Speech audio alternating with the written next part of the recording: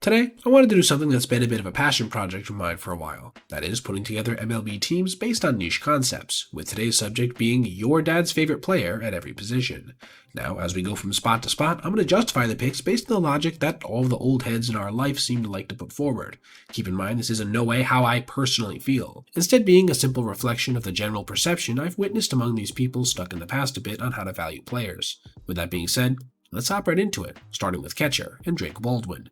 Sure, Cal Raleigh had 60 home runs and 125 RBIs, but you know what else he had? A 247 batting average with 188 strikeouts. That's not going to help you be clutch. Meanwhile, the rookie Baldwin hit 274 with 80 RBIs, and, most importantly, just 68 strikeouts, doing a good job of putting the ball in play often. And sure, you could argue that Alejandro Kirk also does this, but he committed a startling 9 errors behind the plate in 2025, making him kind of a defensive liability. Baldwin, meanwhile, only committed 4. At first base, we have Luis Arraez. While I will admit his RBI total at 61 wasn't all that impressive, and that his batting average at 292 wasn't quite as high as Freddie Freeman or Josh Naylor, he did one thing that I value above all else. He didn't strike out at all, registering just 21 Ks on the whole year, 50 less than the next closest at his position. He also led his league in hits while making only 1 error in the field all year, leading to an MLB best .999 fielding percentage, certifying him as one of the best glove men in the league. Our second baseman will be the Chicago Cubs' excellent slap hitter Nico Hoerner.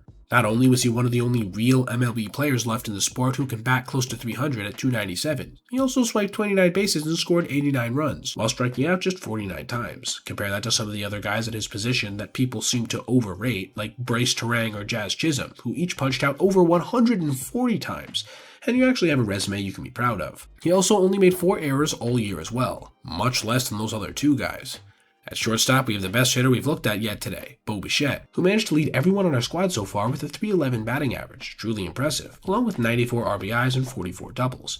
The dude was a certified hitting machine last year. Yeah, he did strike out a lot at 91 times, but that's just the price you have to pay sometimes for the kind of pop to be able to hit 18 home runs up the middle. His fielding is pretty mediocre, as he registered 12 errors, but it was still less than other guys who really struggled with their fielding, like Francisco Lindor and Geraldo Perdomo. Our third baseman is going to be Jose Ramirez. While he did struggle with the glove massively in 2025, committing 13 errors at the hot corner somehow, we're going to overlook that because he stole 44 bases and knocked in 85 runs while scoring 103, the most at his position. And of course, we appreciate the fact that he batted a respectable 283 with just 74 strikeouts.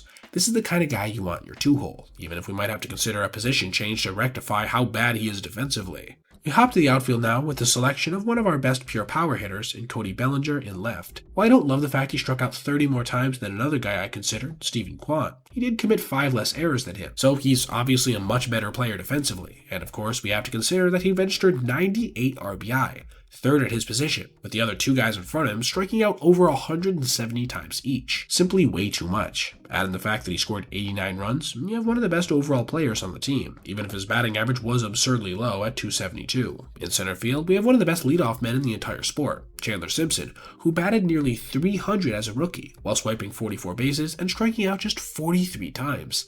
The dude is pretty much the perfect table setter, and it helps that he's also one of the best defensive players in the sport, making just 1 error during his 109 games played last year. We love stolen bases, we love avoiding miscues, and we love Chandler Simpson.